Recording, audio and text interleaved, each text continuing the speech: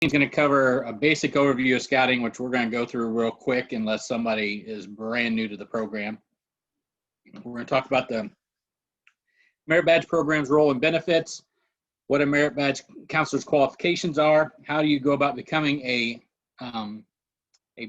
properly registered Merit Badge counselor, what the counseling process is, how to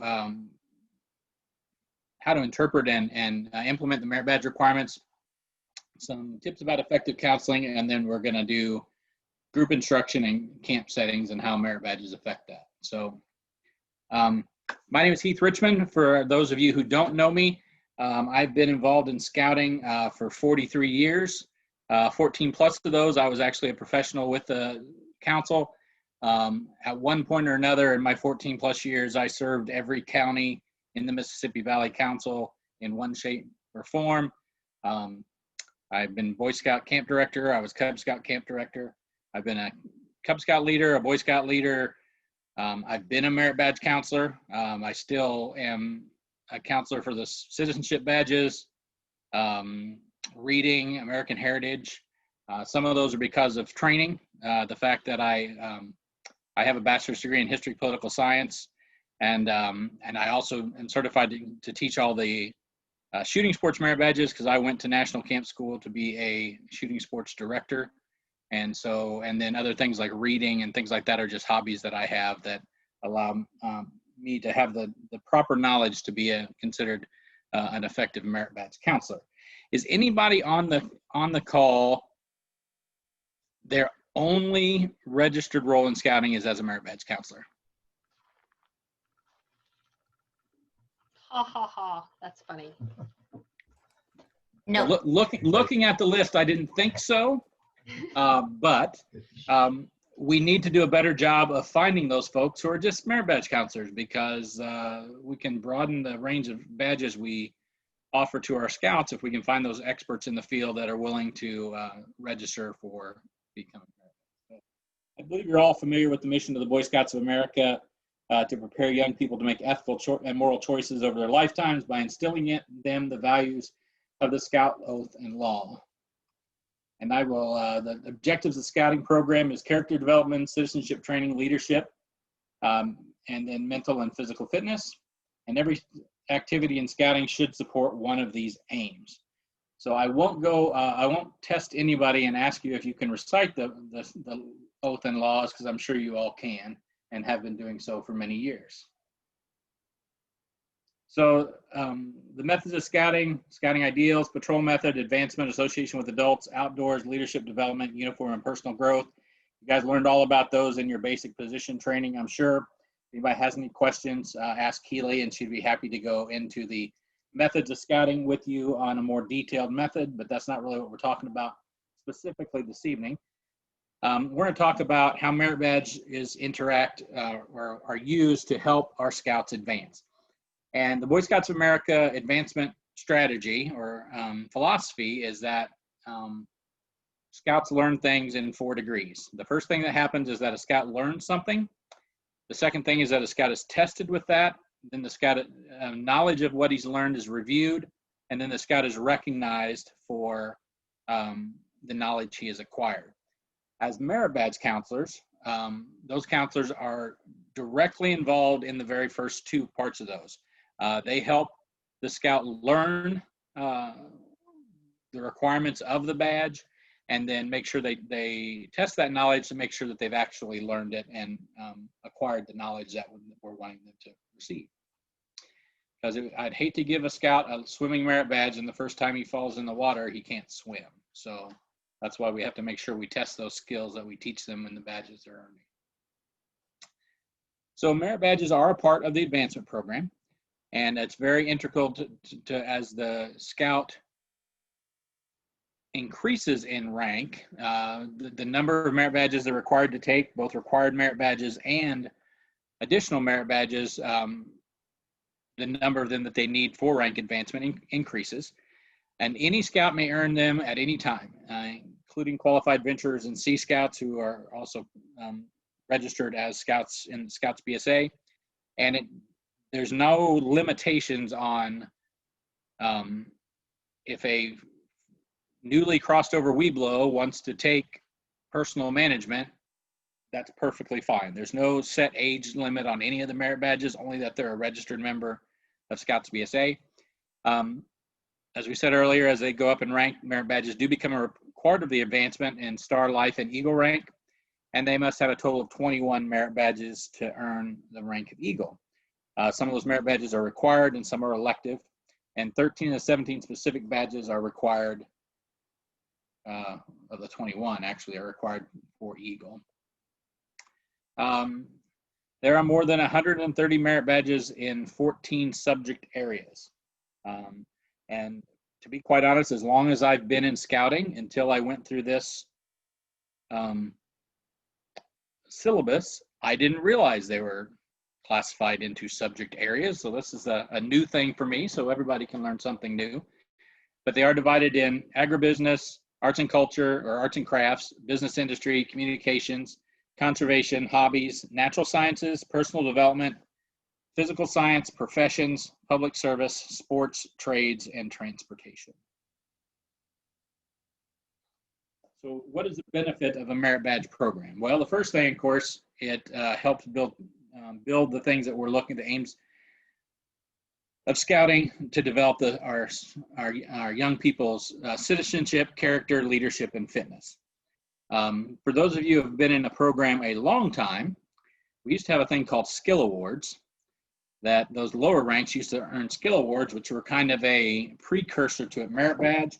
And then as they became older scouts, they didn't have to teach those skills to a younger scout. So some of those things are not quite as in-depth as they used to be, but merit badges still give kids an opportunity to show those and develop their skills in all four of those areas. We want them to develop confidence, self-reliance, and social skills. One of the reasons why we ask a scout to contact a merit badge counselor himself is to get them used to asking people who they may not personally know to help them with something. So instead of the scoutmaster always contacting the merit badge counselors and setting up those meetings for their scouts, I'm hoping that you're actually allowing the scout to set those meetings up themselves and make the contact with that person who's a certified merit badge counselors so they can become more self-reliant and develop those social skills in talking with adults who they may not have a personal relationship with. And hopefully they'll learn to be more confident in their ability to do that. It also is merit badges, especially several of the required ones, are required for the fact that they promote physical and healthy fitness and healthy lifestyles. So we want our scouts to learn those to be physically fit, mentally awake, and morally straight. And part of those lessons are taught through the merit badges that are required for Eagle and some of the electives that they can earn as well. Some of the career and hobby choices that scouts may first encounter as a merit badge may lead them to a lifelong hobby, or it may reinforce something that they've already had an interest in. They may develop a greater interest in because they've taken a merit badge for. And it also, as with all scout leaders, we want to expose our young people to positive role models, and merit badge counselors are individuals that can do that. In order to become a merit badge counselor, you must be at least 18 years of age, be in good character, recognize as having skills and education in the subject area, and have a good rapport with leaders and scouts age youth. So that's why to become a merit badge counselor, they do have to register with the Boy Scouts of America and pass the same background checks that any other scout leader would have to have.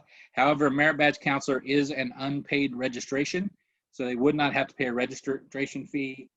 They would have to take youth protection and fill out the adult leader application in order to initially register as a merit badge counselor. Special certifications and training. There are certain badges that do require the person teaching them or teaching at least the specific portions of those badges to have certain certifications and training. So those requirements would be for things like CPR, first aid training, some of the more physically demanding things, like some of the climbing merit badges and things like that, do require somebody to be certified in those skills before they teach them, or scuba diving. So we do want to make sure that for those badges that show a requirement, we want to make sure the counselor has to hold a current certification in that specialty, or they supervise the scout in going to that individual who has that certification.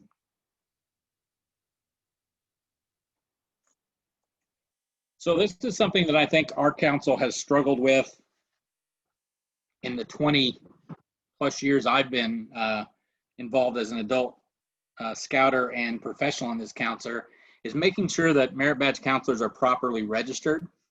In many cases, the people who are signing off on merit badges are not actually properly certified or registered as a counselor for that merit badge, and that could potentially cause a problem with a young man or young lady advancement not being certified because their counselor was not properly qualified to teach the badges that they're using for their advancement. So even if you are already registered in the Boy Scouts of America in another position, in order to be a merit badge counselor, you must submit a BSA adult application for the position of merit badge counselor.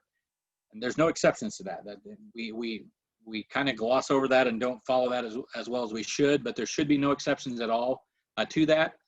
Merit badge counselors who are re-registering do not have to refill the application, but there should be a process that the advancement committee will hopefully be taking on, that at the right before recharter time, we'll be contacting every registered merit badge counselor and asking them if they would like to continue as a merit badge counselor in that for those merit badges. And I know in my time here, there are some years that has done very well, and other years, because of just things happening, it gets kind of forgotten about and doesn't always happen the way it should. Merit badge counselors are technically a council or a district level position, so they would count towards your registered adults towards your quality council and quality district advancement or recognitions. And approval of merit badge counselors is the responsibility of the council advancement committee, not of the individual unit leader. So as a scoutmaster, just because you know you have a buddy who is a auto mechanic, you can't set up for him to teach auto mechanics merit badge without him being properly registered and approved by the council to do that. Heath? Yes. Is it council or district? Depends. You can be at either level. There are certain merit badge counselors that have agreed to teach anywhere in the council, and they would be listed as a council registrant. If there's somebody that's in your own local area and don't necessarily want to either travel or have kids from other areas contact them, they would be registered on a district level position. Is that, oh, did you mute me? Oh, so the merit badge counselors that only agree to do it for their units only, are they district positions still? They would still be a district position because they have to be approved by the council. Gotcha. But it is their choice as to who they agree to teach the merit badge to. So if they only want to do it for your unit, that is perfectly acceptable, but they do have to go through youth protection training and fill out a district adult leader registration form.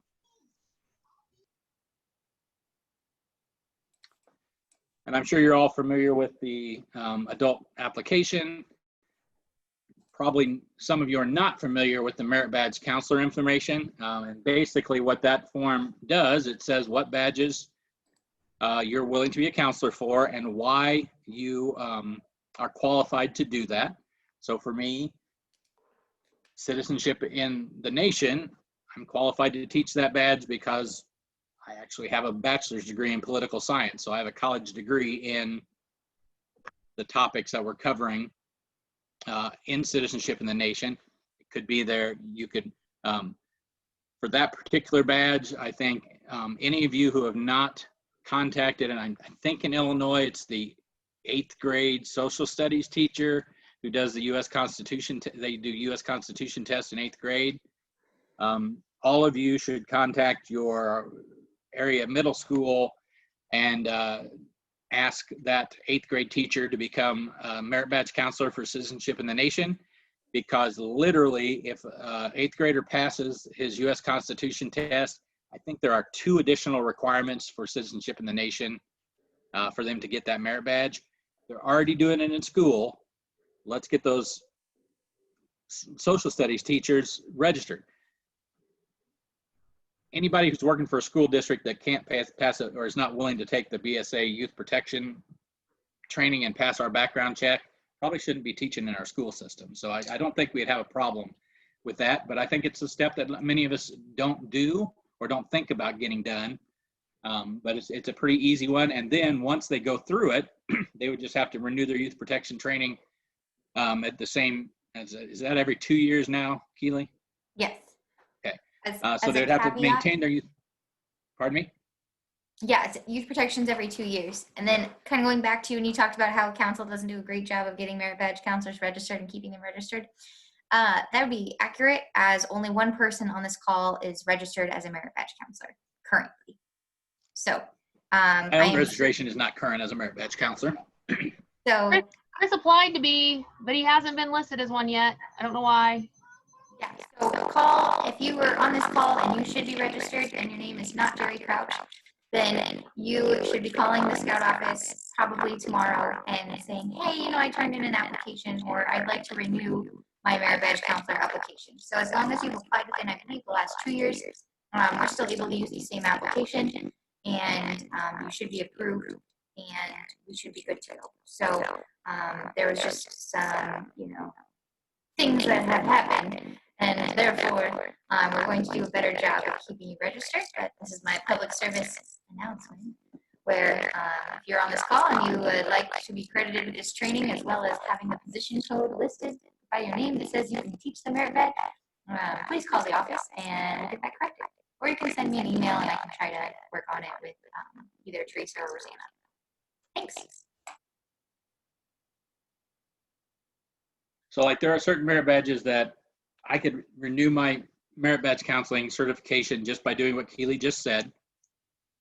So for the citizenship badges, for reading, for American Heritage, that's all I would have to do. However, for the shooting sports ones, since I have let my shooting sports certification lapse, until I go back to renew my either NRA or BSA shooting sports instructor position, I no longer have the proper qualifications, even though I have the knowledge and I've done them in the past. Until I renew that certification or qualification, I would not be eligible to be shooting sports merit badge counselor at this time, because I've let those additional certifications lapse.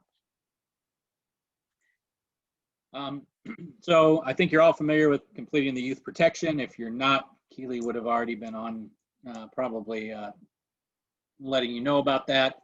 I know many of us do that at recharter time. And so if you are coming up on your 2-year need for that, it is something you need to make sure you take care of. I found that the easiest way to make sure that you maintain your youth protection, become a youth protection trainer for your unit, and make sure that anytime you have a new leader come on, you teach that, because by teaching the course, you automatically renew your course. So if you're the youth protection trainer for your unit, when you teach that new person that you've just recruited to be a leadership position in your unit, turn yourself in on the training report as well, because that recertifies you and renews your youth protection training. I don't know if everybody realized that was just like if you train Safe Swim Defense or one of those other courses, if you're certified to teach those, every time you teach them, turn yourself in on the training report, because by administering the course, you are able to renew that training certification as well. So we talked about approval by the local council. The council is working on getting better and reestablishing the procedures for registration, re-registration, approval for merit badge counselors. So making sure those background checks are done, that youth protection training is current and if there's any council required certifications. At this time, we do not, to my knowledge, have any specific council certifications that we require that are above and beyond the national requirements. But however, if you were to move somewhere else in scouting, there are councils that do require additional certifications above and beyond the national requirements. And in many cases, that is to satisfy a state or local requirement that their council may be located in. So there are certain requirements that for water safety and things that different states have different requirements. And if that is a higher standard than the national policy, the local council will make sure that they're maintaining those higher standards. Again, you have to be, just because you're an merit badge counselor does not give you blanket permission to teach any merit badge. You do have to be registered for that badge, and you do have to have a certain degree of knowledge in that. I know the young man had plenty of merit badges to cover above and beyond his 21. But I do remember specifically a young man getting oceanography merit badge from Missouri, who'd never been to the ocean. And when we asked him, well, who taught his merit badge? Well, his scoutmaster had taught the merit badge. The scoutmaster had no specific knowledge of oceanography other than what he saw in the merit badge pamphlet. That would not be an appropriate merit badge counselor just for that badge. You don't have to have a degree in that, but you do have to have some general knowledge above and beyond just what you find in the merit badge book to teach many of these more advanced badges. So as we talked about earlier, counselors may work with one unit, but they would be registered with the Council Advancement Committee at a district or council level, however we choose to register them. And those approvals from the Council Advancement Committee are still required. So how did you, once you agree to be a merit badge counselor, how do you go about counseling young people on the skills they need to earn that merit badge? Well, first, you're going to have a scout that is interested in the subject, and he's going to be interested in the subject for one of two ways. One, it's a required merit badge, and my book and my leader and my mom has said, I'm going to be an Eagle Scout, and so I have to take that personal management merit badge. Other than that, I don't think most 14, 15-year-olds have much interest in personal management. But it is that is the interest they're having, is just to earn that badge. But in many cases, you're gonna, if you have kids that are already in band, already like to read, have pets, it's gonna be something they're interested in or have some connection to. Many of the kids who grow up in our communities grow up on farms. So a lot of those agribusiness badges are things they have easy access to because it's the environment they live in. So they're going to have an interest in the subject. Then they're going to indicate to you that they want to earn that merit badge, and they'll probably start that conversation with their unit leader or with their parent about wanting to get that merit badge. The unit leader does need to sign the blue card that so the scout can present that to his counselor. But beyond that, the scout leader does not have to set up that appointment, does not have to find the counselor. You can give the resources to the scout, but I firmly believe that having those scouts who are interested in that badge, unless you're setting it up for the entire unit or for an entire patrol, have the scout use some self-initiative and set up those counseling appointments themselves. The scout contacts that counselor and will meet with that counselor for a number of sessions. There are a few merit badges that can be done in one session and satisfactorily meet all the requirements. There are not a great many of those. The one that I do know that if you focus on it and you are just really serious about doing it, fingerprinting merit badge is something that can be taught rather quickly, because I think there's like 4 requirements. and it's been a while since I've looked at that one, but that might be a badge that could be done in one sitting, but most of them are going to require multiple sittings. And please remember that the scout needs to complete all the requirements as they are stated in the requirement badge. We don't modify requirements or change them or shortcut them. We're not supposed to anyway.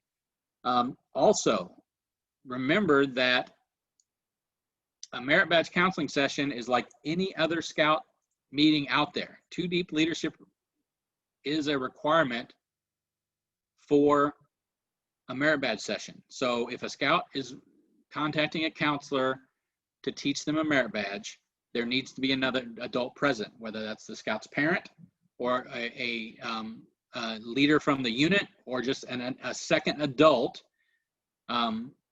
that is aware of 2 Deep Leadership requirements. And so we do need to make sure that merit badge sessions also fulfill all of our youth protection standards.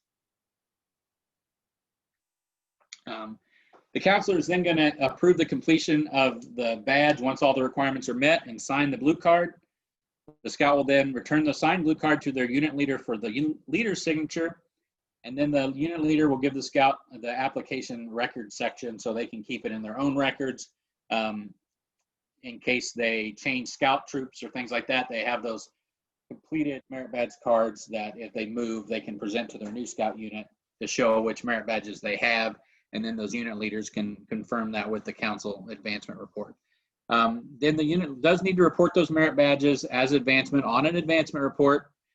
You don't just go to the scout shop and buy them. You need to turn in paperwork to make sure that those are properly recorded. And then present the badge in a timely manner. Nothing frustrated me more than being invited to attend a court of honor and finding out that the unit has 1 court of honor a year and the kids only get their recognition that one time. These should be fair. I mean, you don't have to save a merit badge for the court of honor.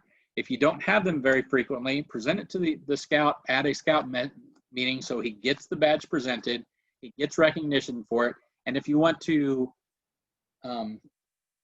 re-recognize them at a more official court of honor later on, that's great, but don't hold all that stuff. The kid worked hard for it, and make sure that's part of the advancement process, is the recognition for what they've done. So make sure you're presenting those badges on a timely manner. I went to a court of honor once where a scout received his 2nd class, 1st class, and star advancement at the same time. So he completed all the requirements, but they never presented him with his 2nd class or 1st class advancement because, oh, we didn't have a court of honor. Well, the kid had worked all the way up to star. So he'd been working really hard for all that, but never gotten, he still had a scout badge on his uniform, and the kid was getting his star rank. So please make sure that you're recognizing your scouts in a timely manner. So the process of merit badges, as we said, this is kind of the thing we just talked about, but this is a flow chart of how that process should go. And this PowerPoint presentation is actually part of the Guide to Advancement that you can find on scouting.org or scouting.org. So if you wanted to reference this or anything we talk about today, this is I did not create this PowerPoint presentation. I'm not that talented, but it is something that's part of the Guide to Advancement. Are all of you familiar with blue cards? Okay, the blue card is the application for the merit badge. And there are multiple parts of this merit badge. And the scout should have this before they make their first appointment with this counselor. And the reason that is, it doesn't indicate that you've approved them to take the merit badge, but it does indicate that you're aware that they're going to. So the unit leader, and it could be your advancement chairman that handles this, and you might assign one of your assistant scout masters to be in charge of merit badge cards. but it's an evidence of the fact that the scout has expressed an interest in learning about a certain merit badge, and that they're setting that up. There's a couple reasons for that. One, it helps the unit leader keep track of what their kids are doing. Two, it may be a merit badge that is not earned very often, and if one kid is interested in it and comes to you and talks to you about it, you might be able to announce that to the whole unit, and you might find more than one scout who's interested in that badge, and the counselor could then have a session for more than one scout. So by the scout bringing it to your attention that he's interested in that topic, it might help you find other scouts that might be interested in that same topic, so that the merit badge counselor could actually teach that to a number of scouts. And you sign that you've discussed it. You sign it on the application, the front, that shows that the unit has had discussion with it. And you then would get the contact information for a certified counselor to the youth, or if they have an idea of someone they want to teach that badge, or somebody they know who has a skill in it, it allows you to contact that person and ensure that they are properly registered to be a merit badge counselor. It's not the blue card is not a requirement for them to start the process. So a scout can start working on personal merit badge before they ever, or personal management merit badge before they ever start talking to a counselor. They can start keeping their records and things like that on their own. So they can start doing requirements before they actually set it up with a counselor. They would have to have that counselor sign off on those requirements, but it's not, having the blue card and having a counselor in place is not a requirement to start completion of a merit badge. The scout is, of course, going to fill out their information, and then the middle section of this card is, as they complete requirements, the counselor will then mark them off. And so this is also a partial completion record. So let's say they do everything for their, I'm trying to think of one that requires CPR training, a life-saving merit badge. They've got everything for life-saving merit badge except CPR training. And for whatever reason, the day that they were supposed to do CPR training, the certified CPR person is a member of the ambulance district and gets called out on a call. They can't have it. Everything else can be signed off on this without that one requirement. And once they receive CPR training, that could be done at a later date. But it's a record so that they, if somebody else has to finish the requirements, a different counselor has to finish the requirements with that scout, they have a record of what they've already done. And then after completion of the merit badge with the counselors is going to fill out the information, and then they're going to sign it in two places. They're going to sign it and on the section that the unit application for merit badge is on. They're also going to sign it on the portion of the card that the scout keeps. And the third side is the counselor's record that he's completed that merit badge with a scout. And since it's the portion of the form that he's keeping, he doesn't really have to sign his own records.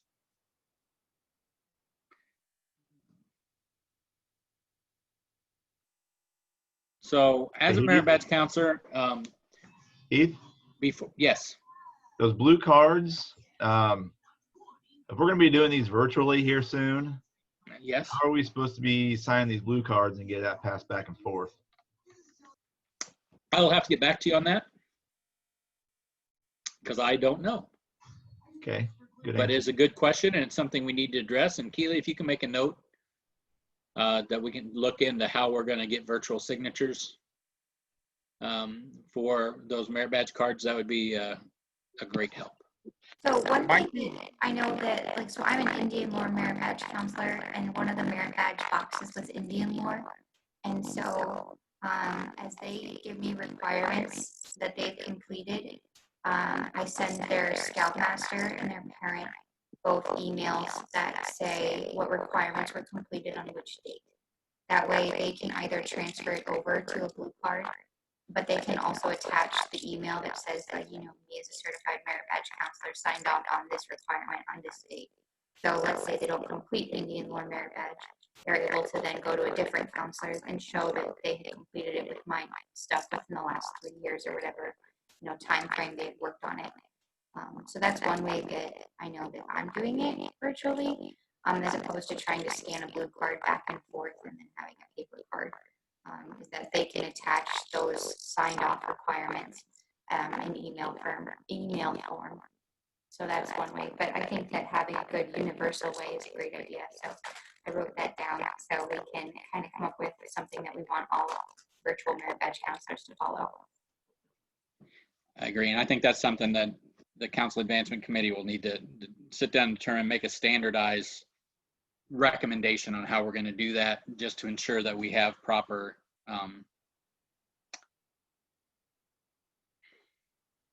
that we have a policy in place on how we're going to recognize that. So when a scout contacts the merit badge counselor, before they even start the requirements, there's a few things as a counselor you need to make sure that you do. One, you need to talk to the scout a little bit and make sure that they are fully prepared to complete the requirements of the merit badge.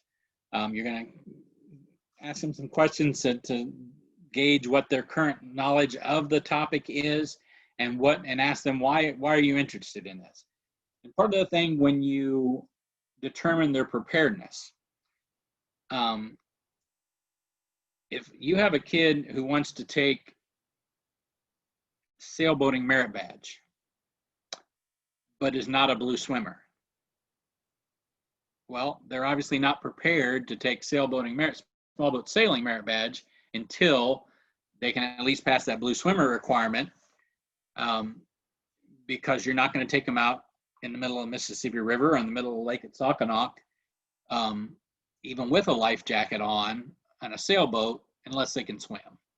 So that's one of the, when it says the preparedness of the scout to do the badge, that's the type of thing that means. After that initial interview, and a lot of times you can do that when they're setting up the class, when they initially call you as a counselor and say that they would like you to teach them the merit badge, you would those are the kind of things, the pre-questions you ask before you start this. Once you have that first meeting, you're going to evaluate their progress as they complete requirements and review any completed work. If it's not complete, you can give it back to the scout and make sure that they understand that until they do complete it to your satisfaction, you're not going to sign off on that requirement. We may have 5 or 6 kids in the session, all in the same troop or all from the same patrol, that are all wanting to get this merit badge together. And if 5 of the kids are completing the requirements and the 6th one is just kind of sitting there like a bump on the log, don't sign off on requirements just because the whole group, we want to make sure the whole group stays together. That's not the purpose of merit badges, and it doesn't teach those, it doesn't meet those aims of scouting and teaching the kid leadership and self-awareness and citizenship and things like that. It's not teaching them to be responsible for their own actions. In the merit badge counselor, you're going to coach. You're more of a coach than a counselor, so to speak. As a coach, you're actually going to teach those skills and demonstrate to the scout the information that they need to meet those requirements.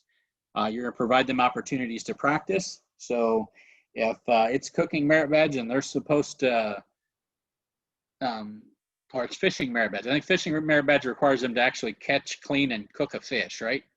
Isn't that one of the requirements of fishing merit badge? Used to be. They may have changed that with all the catch and reliefs and tree huggers that happen now. But I believe when I took fishing merit badge, we actually had to catch it, clean it, and cook it. they didn't make us eat it if we didn't want to eat it, but you do have to do those things. But make sure that if catching fish is the skill you're trying to teach, make sure the kid has opportunity in practicing catching fish. If you're trying to teach a kid archery merit badge and they never have a bow and arrow in their hand until you go out to do the qualifying score, they're probably not going to get the qualifying score that they need to pass that merit badge. So make sure you're giving them opportunities to practice the skills that you're trying to teach them.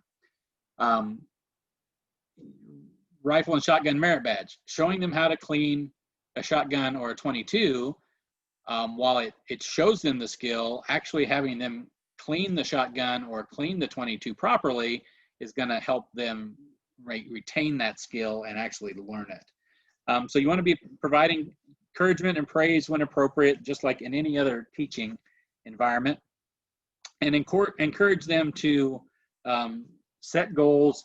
And in certain merit badges, you don't have to become an expert at, and I guess any merit badges, you don't have to be an expert by the time you complete this, but you do want to be able to be knowledgeable of what you've learned. So set some goals and provide and help and encouragement and to reach those goals. And then you want to evaluate their progress and respond accordingly. So if they're not making progress, you need to sit down and figure out why it is. And it could be that the kid really, the only reason he's sitting at the merit badge class is mom and dad told him that this is the merit badge he had to get. And you might have to have a conversation with the parents that, your son's this is not something that really interests them, or daughter, really interests them. And maybe this is not the best time for them to take this merit badge. Maybe they need to wait a while, or maybe they find a merit badge that they're more interested in and would be more engaged in learning. Because I'm sure you've all had things that you've taught either your own children or scouts that there's somebody in the group that's just not engaged in what you're trying to do, and it really becomes a distraction for the other kids to learn. And sometimes you just have to say, well, maybe this isn't the right time for you to take this badge, and move on. So as a mentor, in the mentoring part of counseling, you want to make sure you establish the relationship that shows that as a counselor, you're generally interested in the scouts who are taking your badge, acquiring the skills that they want to from this badge, and that showing a general interest in them earning this badge so they can apply it towards whatever advancement they happen to be working on. I highly encourage you to not limit yourself to just what the requirements in the merit badge book are. There's a whole lot more to astronomy than the requirements that are in the merit badge. There's a whole lot more to Indian lore than the requirements that are in the merit badge. And as a counselor, you've either chosen to counsel this badge or been asked to counsel this badge because you have a high degree of knowledge in that. And so we're hoping that you're sharing that advanced level of knowledge with the scouts above and beyond just the basic requirements, so that hopefully it might spark some curiosity and might encourage the kid to pursue a career in something that he's learned in a merit badge, or take a deeper dive above and beyond just the merit badge into whatever topic you might be covering.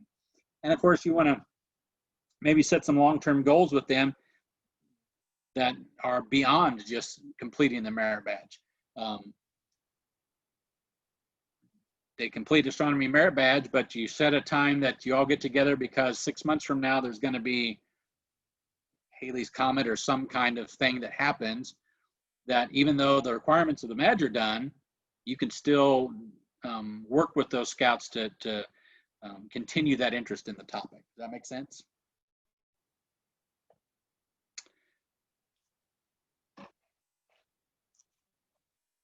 I highly encourage, if you are going to teach a merit badge, that you get the merit badge book. You can print off just the requirements. Get the Boy Scout requirement handbook, and they're all listed in there. You can go to scouting.org and print off the pamphlet. But there's some additional information in there for the kids. to get exposed to. And as a merit badge counselor, having those merit badge pamphlets, I think, is a good idea. It's not required. You just need to know what the requirements are, and from your personal knowledge can teach those.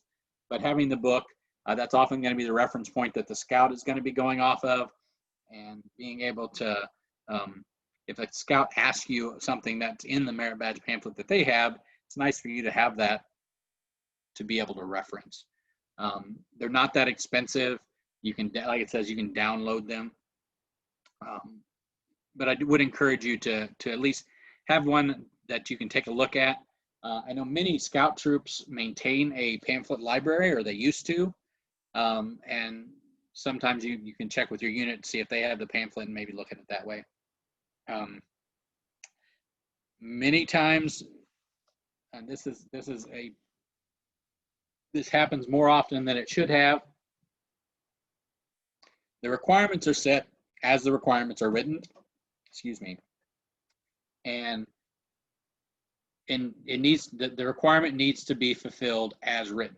So there's no flexibility or changing the requirements or simplifying the requirements, or, oh, we wanted to get through it at camp. And I think sometimes we're very guilty, and it's not just here. The Boy Scout camps across the country shortcut merit badges to get them finished in the week they go to camp.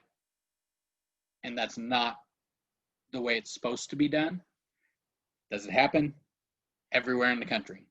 Should it happen? No, it really shouldn't. And it's okay for a scout at the end of summer camp to have an incomplete on a merit badge. Environmental science, there are some things in environmental science that require you to do 2 weeks, 4 weeks observation. We can't do that in 1 week at camp. There's either the scout has to finish that requirement before they came to camp or started it, or they're going to have to take an incomplete at camp and finish it up at a later time. So as it says here, the wording does matter. If it says that there's to show, demonstrate a certain skill, make them show you and demonstrate that they know how to do the skill. It could be to describe the symptoms of hypothermia. You're not going to want them to demonstrate the symptoms of hypothermia because that would not be a good thing. But they can certainly describe them to you in the middle of July at Camp Eastman. They don't have to wait till Polar Bear to demonstrate hypothermia to you while they're at Sockmanock. So make sure that the wording, you're following the wording in your requirements, and it is to be taken literally. Sometimes you can do a single activity that will fulfill more than one requirement. If those requirements match and have the same intent, it doesn't necessarily, if you can do one activity that satisfies multiple requirements, that is perfectly acceptable, as long as it fully satisfies the wording of the requirement.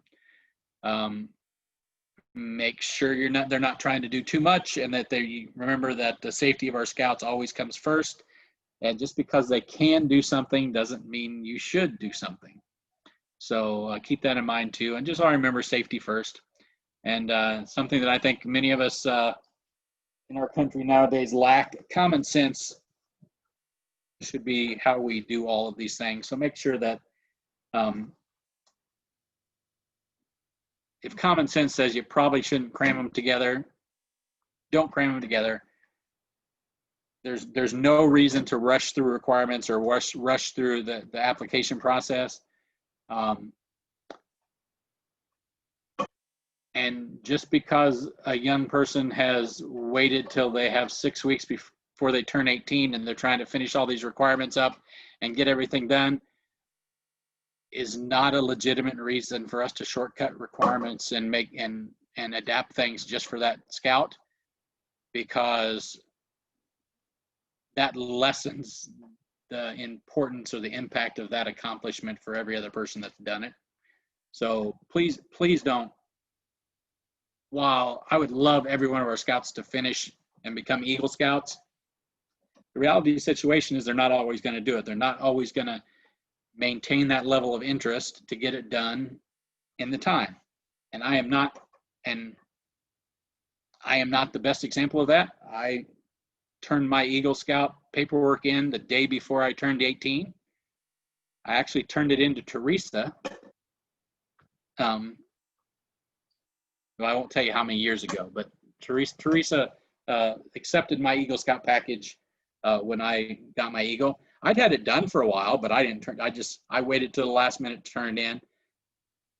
Sometimes waiting till the last minute, and as much as we'd like to help the kids finish it, I don't think it's necessarily always a good thing to try to cram those in and, oh, we'll shortcut something so just so he can get an Eagle. I think that lessens the Eagle Scout Award.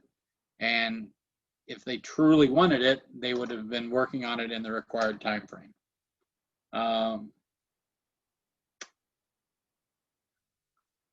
This is basically saying the BSA policy is no council, committee, district, unit, or individual has the authority to add or subtract from advancement requirements. There are limited exceptions related only to youth members with disabilities, and if a scout with disabilities needs accommodation, that is something that has to go through the council advancement committee, and in many times that actually has to get approved on the national level. So we would have to contact somebody at national to get accommodations made for a scout with disabilities. And in many cases, it may take longer for them to meet the requirement, but in many cases, they can actually complete the requirements as written. But if they need accommodations, bring that to the advancement committee's attention, and we will address that. That is not a decision that can be made on the unit level. This basically talks about scouts with special needs. We don't waive or change the requirements for scout. They can still get applications, and there are alternate. There are things in place to allow for scouts with special needs to still be able to meet those requirements. And you do have to, as I said here, apply for a alternative scout rank badge requirements for saying that they may not physically be able to do. So we just kind of discussed that. Tips for counseling: you want to make sure that your scouts are welcome and relaxed. I always tried to make my merit badges seem as unlike school as possible. These kids spend, well, right now it's 6 or 7 hours sitting at your kitchen table doing schoolwork every day, or in a classroom. They spend most of their time in school. So while this is a learning opportunity and a learning environment, try to make it fun and relaxing, and make it so that the kid does not feel like this is just more schoolwork for me to accomplish and do. Be straightforward. Try to make as good a first impression as possible. When you're looking for people to be merit badge counselors, because I'm sure as unit leaders, you're all going to try to recruit some for your own area and to ensure your kids have opportunities.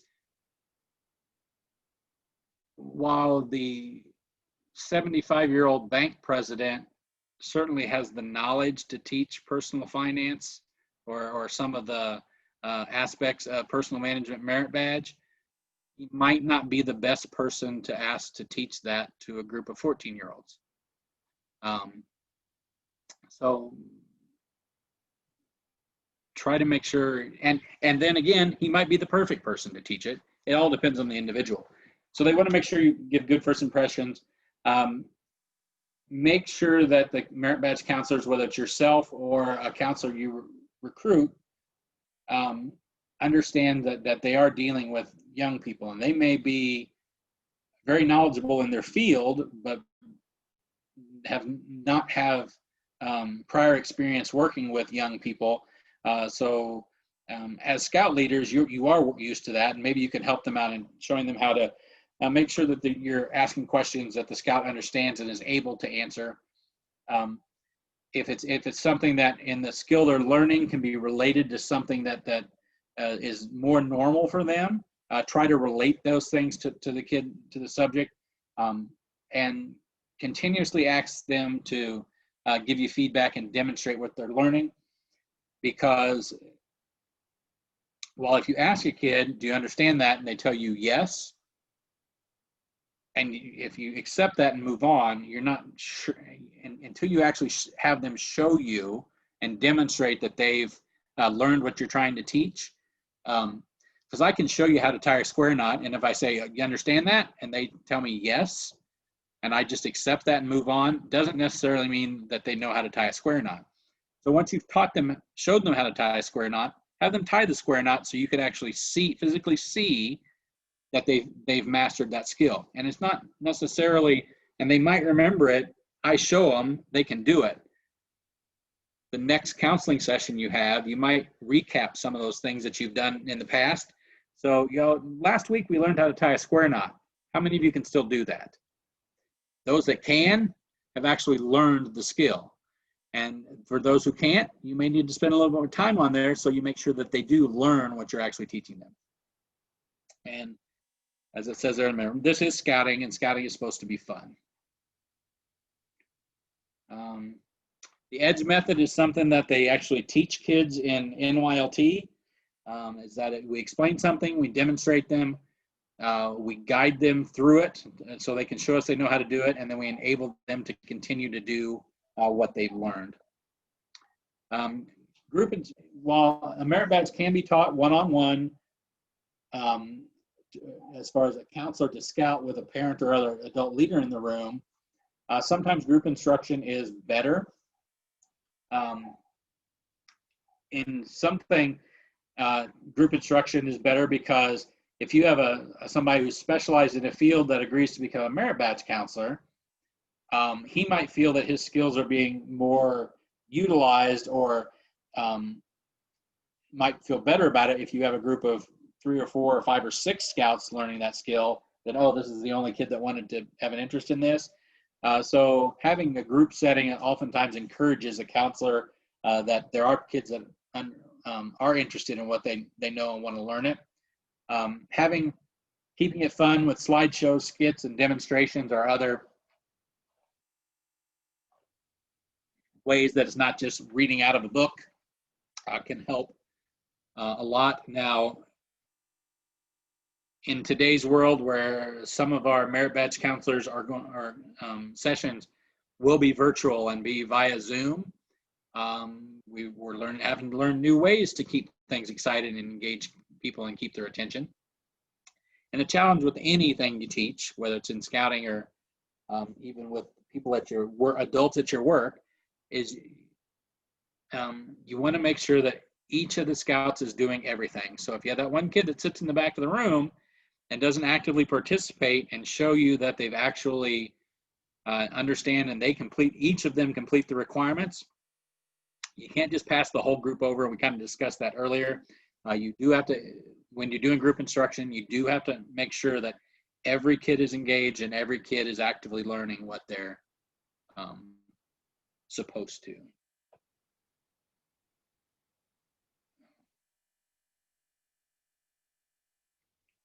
For group instruction, I always hated when I was camp director when I had CPR instruction day for my staff, because 35 people in one room all being certified in CPR at the same time is not the best way to teach that thing. So while group instruction has its benefits, you want to make sure it's a manageable group and there's not too many kids that you can't engage and keep all of them actively learning. So in some cases, you might have enough kids that want to learn it that you might have to get more than one counselor to help teach that badge, because you want to make sure that they're getting the personalized instructions that they need.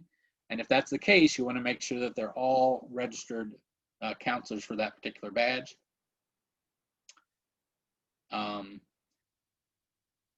Making sure they have those prerequisites, which is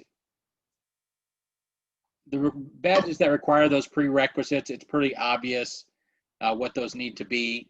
And so if you have any questions on a specific badge and their prerequisites for instruction, please call the council office and we'll look those up for you.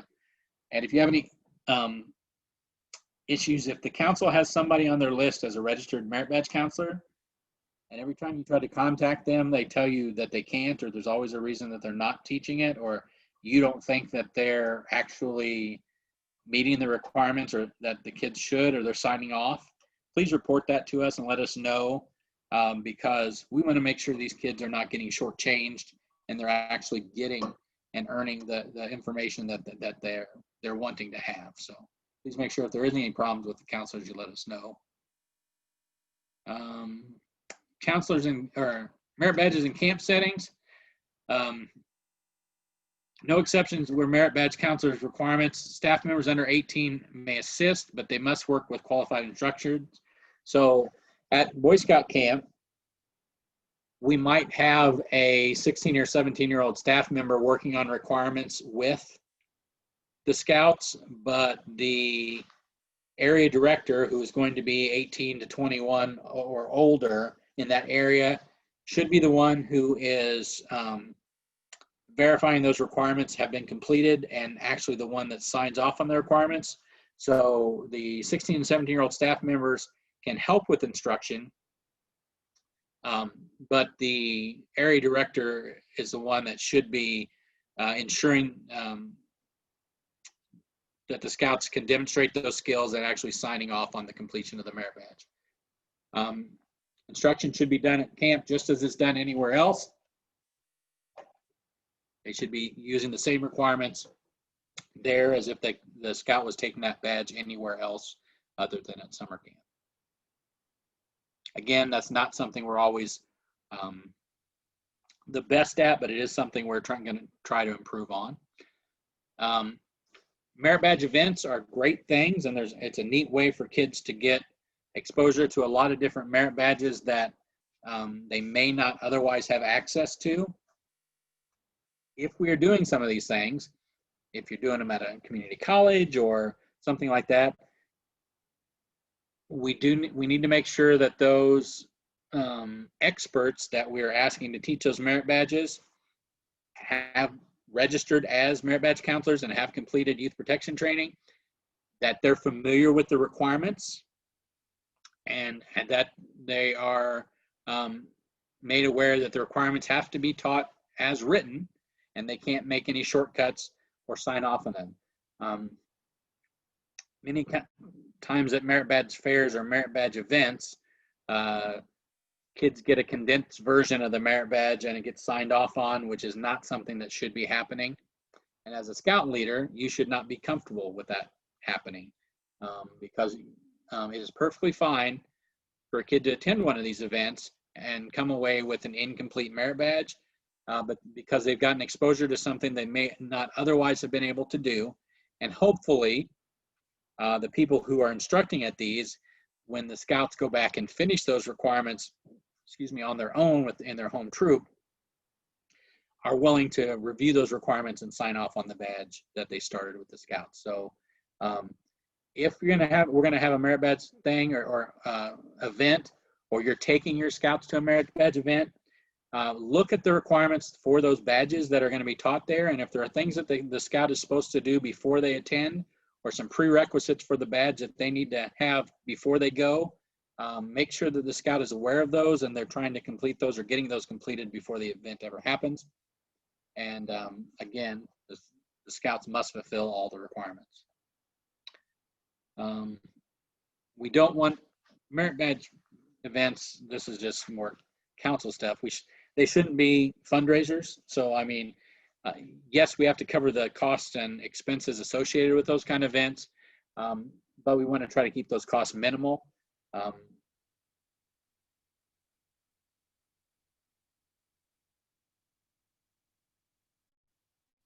So again, I said, even though a non-scouting organization might be sponsoring that event, they still have to follow all of the BSA guidelines as far as using logos and being registered and having youth protection and things like that.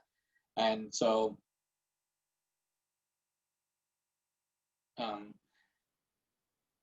if you go to a merit badge event, you need to make sure it's a event that has been sanctioned by whatever council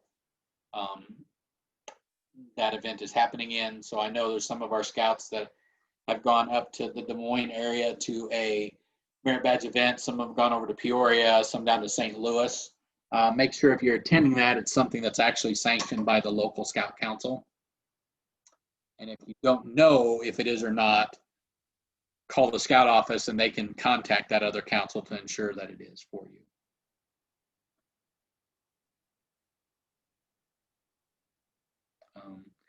Worksheets and things like that for merit badges. There's no real official worksheets. I used to make worksheets for all the citizenship badges as a place for the scout, so he had something that he could write the requirements down on. So I did it because invariably you would have a merit badge session and half the kids would forget to bring a notebook or a pen or something like that. So I created worksheets for the merit badges I did, just so the kids didn't have to remember to bring any of that stuff. If they showed up without a notebook, well, here's a worksheet that you can take notes on as we discuss these things, and then at the end, finish it to fulfill the requirement for that end. So if there are written requirements that they have to do, they can fill those out. Knowing who their legislators are and who the governor is and things like that, as we discuss those things, a worksheet is a convenient place for them to take notes. But then you need to make sure that they're actually learning that information, so you're asking them questions about it. They're not a part of the requirements, so you can't make the kid fill out a worksheet.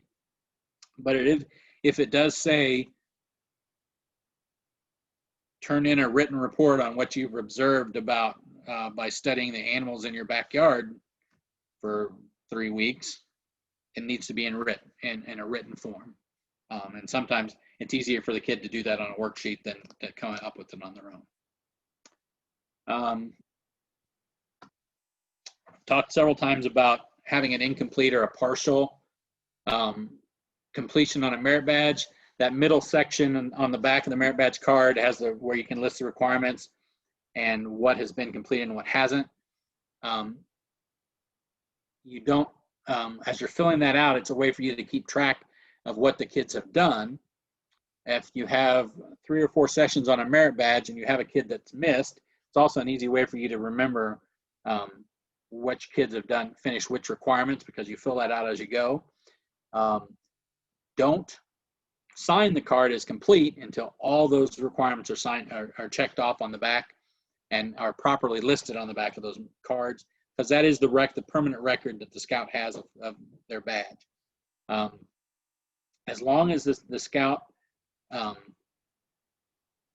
is registered scouts, and the first troop my son was in had a troop policy that if a scout didn't complete a merit badge within a year of starting it, they had to start it over. Well, you can't do that. A kid has, from the time he becomes a registered scout until he ages out of the program, to complete a merit badge. So he may start it the first meeting he has after crossing over of Weeblo. He has until the day before he turns 18 to finish that merit badge. It never expires. The partial requirement never expires. That doesn't mean you can't quiz the kid to make sure he's retained the knowledge, and he may need to have the knowledge from previous requirements to complete later requirements, but you can't make them start completely over if they haven't completed in a set period of time. BSA does not have I guess the only expiration date on merit badge, partial merit badges, is aging out of the youth program.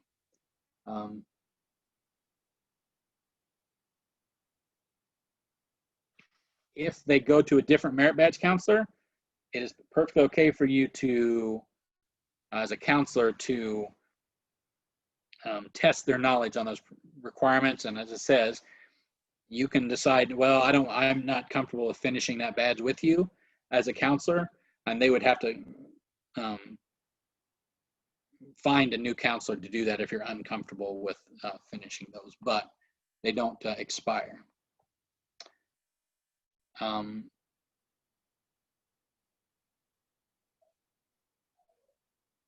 I don't know why this would be an issue or why this is even in here, but once it's earned, it's earned. Once they've earned a merit badge, of course, it's their merit badge, and you can't say, oh, you have to I don't like the counselor you used. As long as they were properly registered and approved, you can't make them redo merit badges. If there's some questions as to whether or not the scout truly met the requirements, you may have a second counselor. Technically, if the person who signed off on that merit badge was not a properly approved or registered counselor, or even if they were, and you believe that they have ignored procedures and they have not made the scout meet all the requirements as written, as a scoutmaster, you do not have to sign that card. But I'd be hesitant to do that unless it's very clear that the counselor who was doing that badge was taking shortcuts and not requiring their scouts to do everything they needed to. And as the second part says, it will be plainly evident that if they've not completed those, or if you see that they've turned in the written report that they're supposed to turn in, but it's very clearly in the handwriting of an adult and not the 12-year-old scout, and you can ask them to redo that requirement to ensure that it's actually them who are doing it. Kind of an easy way to do that is you just take it and say, tell me in your own words what you wrote here. And it becomes pretty evident if they actually completed the requirement, or they had or a parent or other adult completed it for them. Some of the questions counselors ask is, at what age or rank may scouts work on merit badges? Well, merit badges are a Boy Scout advancement tool. So once they become a registered member of Scouts BSA, they can work on any of the merit badges. There's no age requirements for those merit badges. Now, if it requires CPR, and for whatever reason the state you live in says that you have to be 12 years old to be certified in CPR, well, that's a state mandate for where you live. I guess they wouldn't be able to complete that requirement until then. I don't know of any states that have those requirements, but you don't have to tell a kid.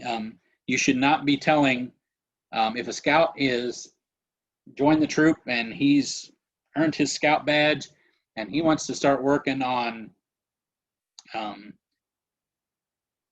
personal fitness merit badge, it's perfectly okay for him to do that. You don't. So you should not limit a scout to say, well, you have to be first class before you start working on merit badges, or we don't want to limit our kids in any of those things. There is no maximum number of merit badges that a scout can work on at one time. So if they have 15 or 20 of them started all at once, if they've got the proper counselors doing it and are actually keeping up with them, they're okay to do that. Is a scout allowed to begin to work on merit badges without their unit leader's approval? Yes, we kind of discussed that earlier. But to formally finish the badge, they have to actually talk to their unit leader to ensure that the unit leader knows that they're going to a properly registered counselor, and then they will have to sign off on that before it's turned in as an advancement to the council. But a kid can start a merit badge without talking to the unit leader. And the last question here is, if a scout has too many unfinished merit badges, may the unit leader limit how many others they may begin? No. The purpose of the merit badge program is for the kids to try out things that they might be interested in. And he may have started 2 or 3 things that at the time he started them, he was interested in. But teenagers or young scouts' interests, they change as often as they change their socks. Sometimes not as often as we wish them to, but sometimes every day what they're interested in changes. And so, yeah, you may have started 3 or 4 merit badges and lost interest in them.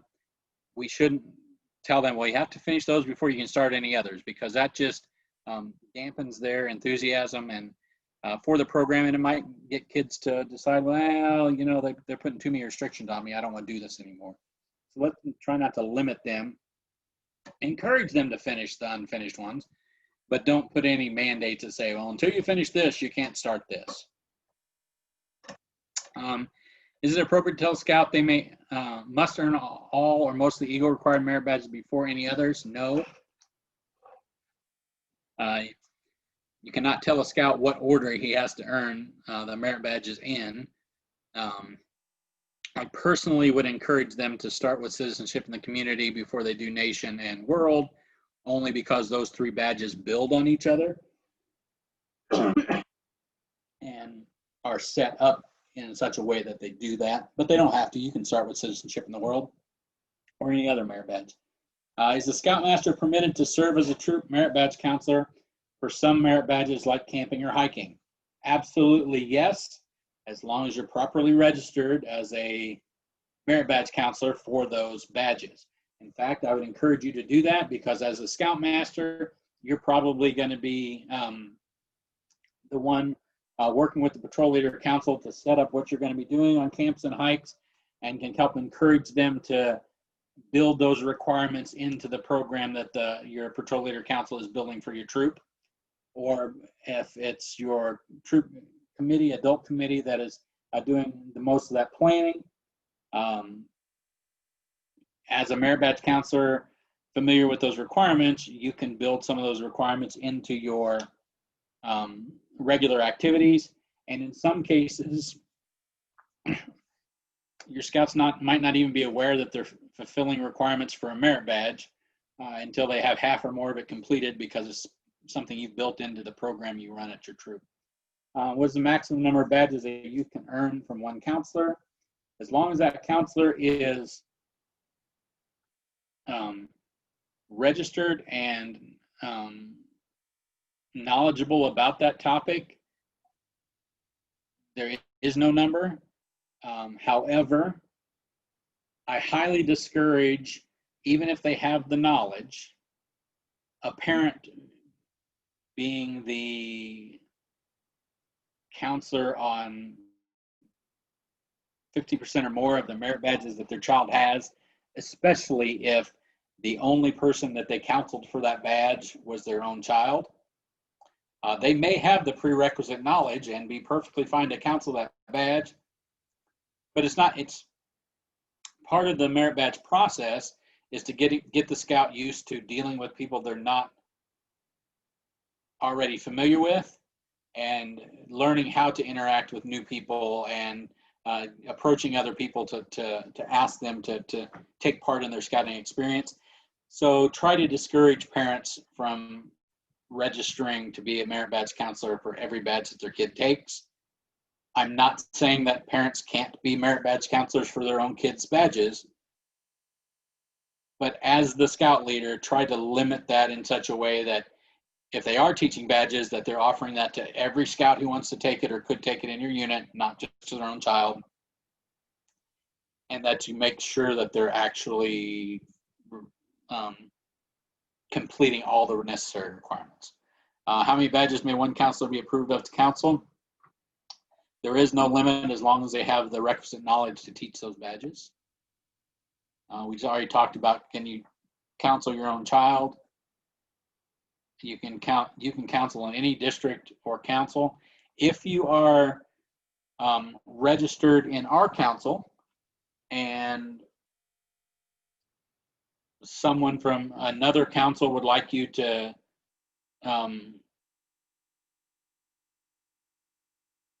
teach a merit badge for them, you would have to register in their council, or at least inform their council, or their council would need to verify with us that you're a registered merit badge counselor. Sometimes it's easiest just to fill out that merit badge counselor page for their council, because you can be registered in multiple councils. But it's if that's the case, the easiest thing is probably, I guess, depends on where you're living, but they can always contact our council office and we can confirm that you are a registered council. We already talked about this. Due to tight schedule, the camp staff member allowed to make minor adjustments so requirements can be finished at camp. No, they are not. As a registered and approved merit badge counselor, when must you re-register? The districts should be contacting you annually to ensure you want to stay on that registry list. But you don't have to re-register, but you do have to maintain your youth protection training. We already talked that partial never expires.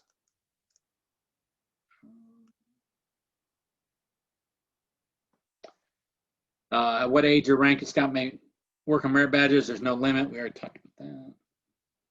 I guess this answers those questions. So the biggest thing about being a merit badge counselor is that you should be willing to share your passion with whatever topic it is you're teaching for the scouts. You must be able to teach those skills. And remember that you're touching the lives of these young people, and you may make an impression on them that the guy who teaches dentistry merit badge may not realize that he may inspire some kid to go to dental school and become a dentist in his own right. So you are working with young people, and it's amazing the influence that something as simple as teaching a merit badge can have on the life of a scout. So for more information, visit scouting.org/advancement. And that probably took longer than any of us thought.